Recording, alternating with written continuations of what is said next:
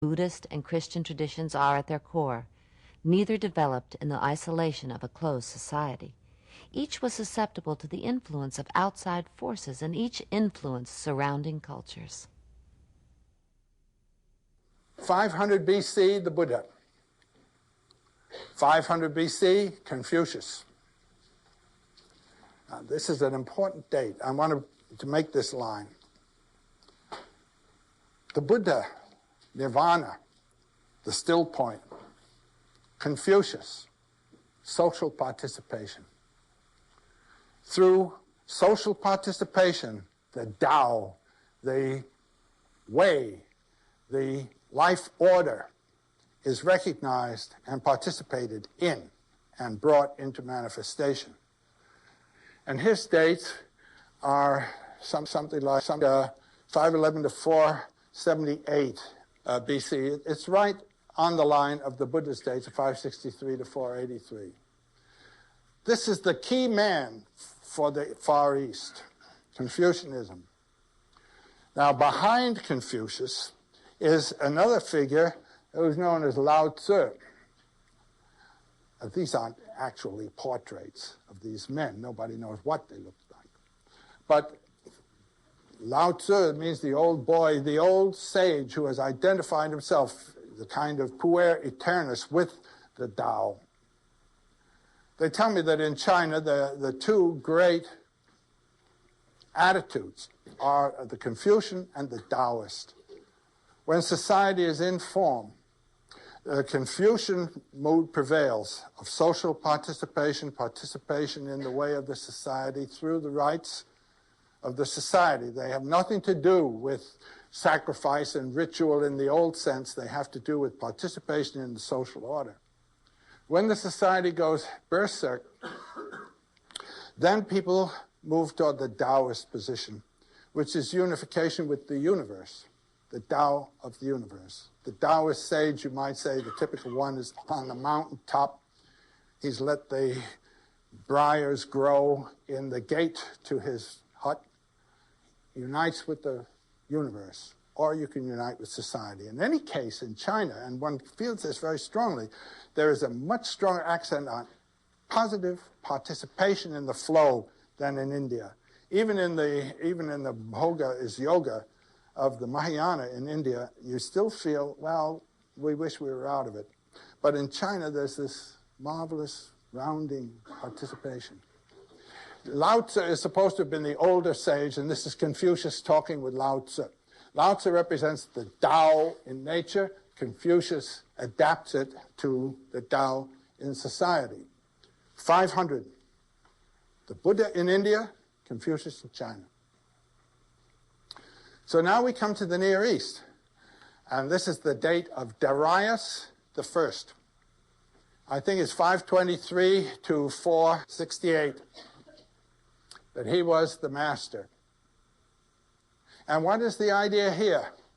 The idea is of the emperor as incarnation or representative of the King of Kings, God as King of Kings, and human beings as God's subjects.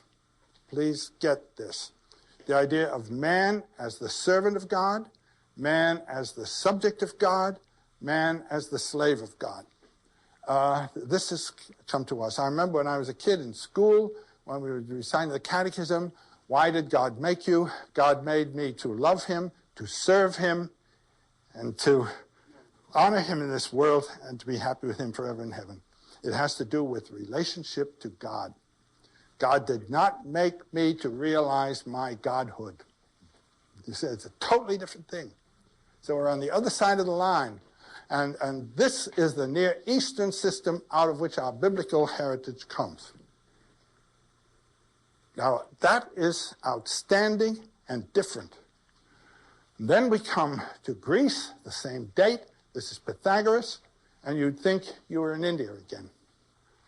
The Platonic, Pythagorean traditions. One of the most available statements of the Pythagorean position is in Ovid, in the Metamorphoses. He tells of the sage of Samos. And what did this sage teach? He was far from the gods, but in his mind at home with them. And what his teaching was this: all things change, but they are one.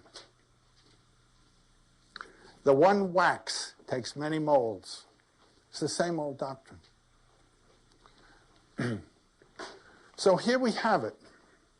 In between the Greek, the Indo-European classical Greek, and the Indo-European Indian, and beyond that, the Chinese, we have this authoritarian King of Kings tradition, which has come to us through the Bible. I don't know how it got there, but it's there. And it'll be a very interesting thing to trace the backgrounds of this, why it should be outstanding and different in this way. Now we have something else come in. This is 5th century Greece. This thing's coming in. The rational philosophy of Greece. Also man as man, the humanistic tradition, which is not in the Orient at all. The idea of man as himself the center without bondage to deities. The deities are there as echoes, but themselves representing powers of man. 5th century Greece, and Aristotle. Now, if we're to think of the old perennial philosophy as a manifestation to our mental mind of the wisdom of the body, we may think of the Aristotelian approach as addressed to and from the mental. Now, when you're reading Aristotle, whether it's his aesthetics or the soul or whatnot, you realize that what he's doing is rendering through rational terminology references to and some of the implications of the older tradition. He's talking about the soul and about a transcendence of rationality through the rational language.